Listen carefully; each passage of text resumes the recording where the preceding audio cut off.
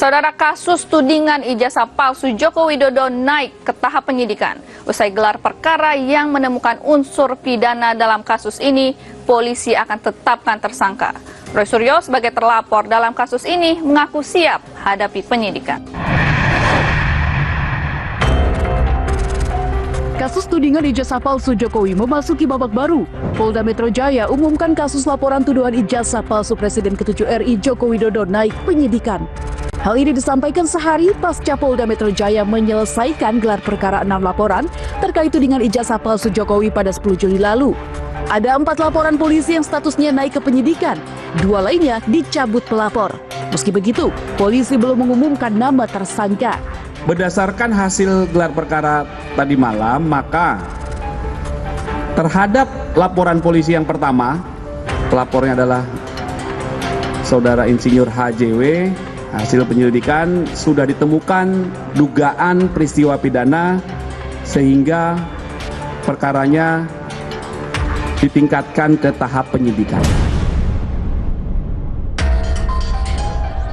Pada 30 April lalu, Jokowi melaporkan langsung dugaan pencemaran nama baik atas tudingan memiliki ijazah palsu ke Polda Metro Jaya. Dalam laporan itu, Jokowi menyebut 5 nama, yakni Roy Suryo, Rismon Sianipar, Egy Sujana, Fauzia Tiasuma, dan Kurniatri Royani. Sementara, 3 laporan lainnya yang naik ke penyidikan diadukan Peradi Bersatu atas dugaan penghasutan dan penyebaran berita bohong soal ijazah Jokowi oleh Roy Suryo CS. Polisi akan mengonfirmasi ulang kapan Jokowi diperiksa sebagai pelapor dalam penyidikan nantinya. Ya, nanti coba kami pastikan ya jadwalnya kapan. Tentunya saksi-saksi, korban, saksi-saksi dari pihak korban, kemudian nanti ada dugaan terlapor dan lain sebagainya. Saksi-saksi dari pihak terlapor itu juga nanti dilakukan pemeriksaan dalam tahap penyidikan.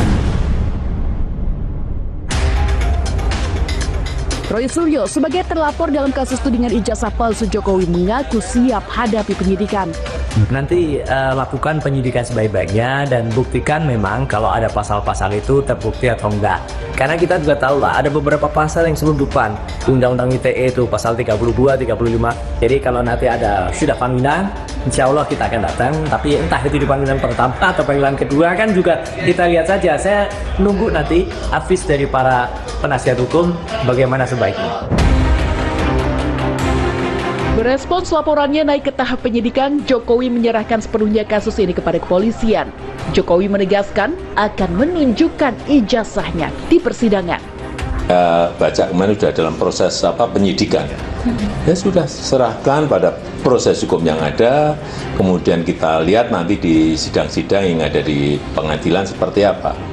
Tapi yang jelas saya ingin menunjukkan ijazahnya di dalam sidang pengadilan nantinya. Perasaan politik saya mengatakan ada agenda besar politik untuk menurunkan reputasi politik, untuk mendowngrade yang ya buat saya biasa-biasa aja lah. Ijazah palsu, pemakzulan Mas Wapres, saya kira ada agenda besar politik.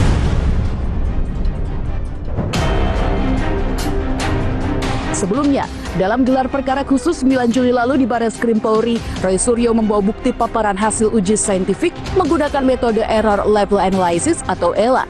Dari hasil analisis itu, Roy Suryo meyakini 99,9% ijazah Jokowi palsu. Menurut Roy, foto dalam sampel ijazah justru mirip dengan Dumatno Budi Utomo, orang yang disebut-sebut sepupu Jokowi.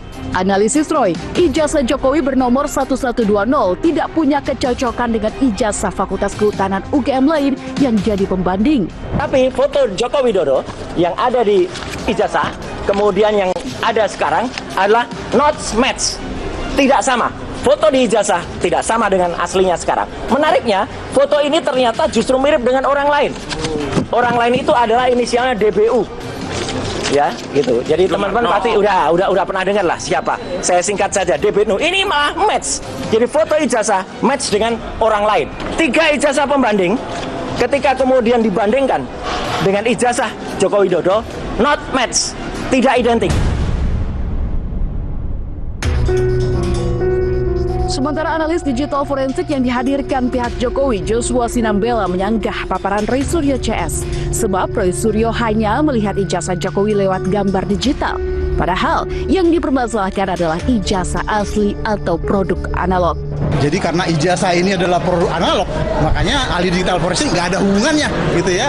Nah, jadi apa yang dilakukan oleh analisis yang dilakukan oleh ahli dari pihak penuduh, gitu ya, itu sama sekali tidak berdasar. Misalnya ELA, ya, apa itu ELA?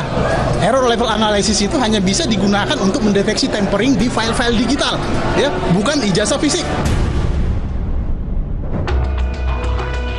Gaduh keaslian ijazah Jokowi bukan kali ini saja terjadi. Sejak 2019, polemik ini timbul tenggelam. Sebelumnya, pada 22 Mei 2025, Bareskrim Polri telah menyatakan ijazah S1 Jokowi asli usai lakukan serangkaian penyelidikan. Di antaranya, memeriksa 39 saksi dari Fakultas Kehutanan UGM dan teman Jokowi selama menempuh studi hingga uji laboratorium forensik.